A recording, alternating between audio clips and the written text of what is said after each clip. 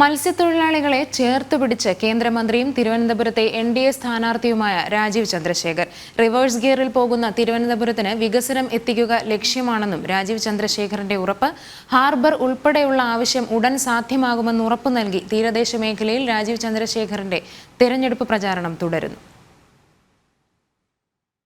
തീരദേശത്തെ സമഗ്ര വികസനം ലക്ഷ്യം വെച്ച് കേന്ദ്രമന്ത്രിയും എൻഡിഎ സ്ഥാനാർത്ഥിയുമായ രാജീവ് ചന്ദ്രശേഖറിന്റെ പ്രചാരണം തുടരുകയാണ്.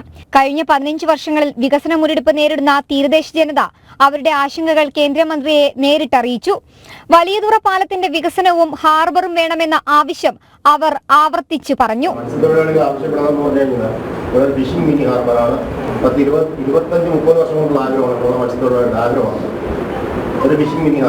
രണ്ടാമതാണ് ഇപ്പോൾ പാലത്തിന്റെ അവസ്ഥ സ്ഥലമുണ്ടല്ലോ, ആ പാലം ഒന്ന് ശരിയാക്കണം.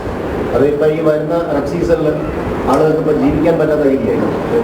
അപ്പം അതിനെന്തെങ്കിലും ഒരു സംവിധാനം ചെയ്ത് അത് ആളുകളുടെ ജീവിതമാർഗം ഒന്ന് ക്ലിയർ ചെയ്യണം.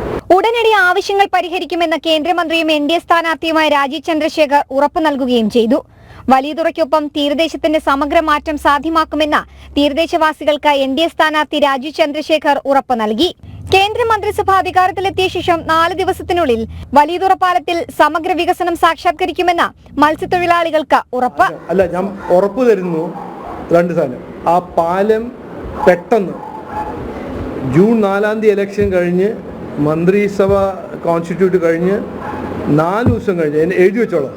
4 ദിവസം കഴിഞ്ഞിട്ട് ആ പ്രോജക്റ്റ് തുടങ്ങും. അത് എൻ്റെ ഉറപ്പാണ്. വിവിധ മേഖലകളിൽ പ്രവർത്തിക്കുന്ന BMS തൊഴിലാളികളുമായും കേന്ദ്രമന്ത്രി സംവദിച്ചു. ഒപ്പം തീരദേശ മേഖലയിലെ കുട്ടികളുമായി ഫുട്ബോളും കളിച്ച ശേഷമാണ് പ്രചാരണ തിരക്കിലേക്ക് രാജീവ് ചന്ദ്രശേഖർ കടന്നത്. ജനം, തിരുവനന്തപുരം.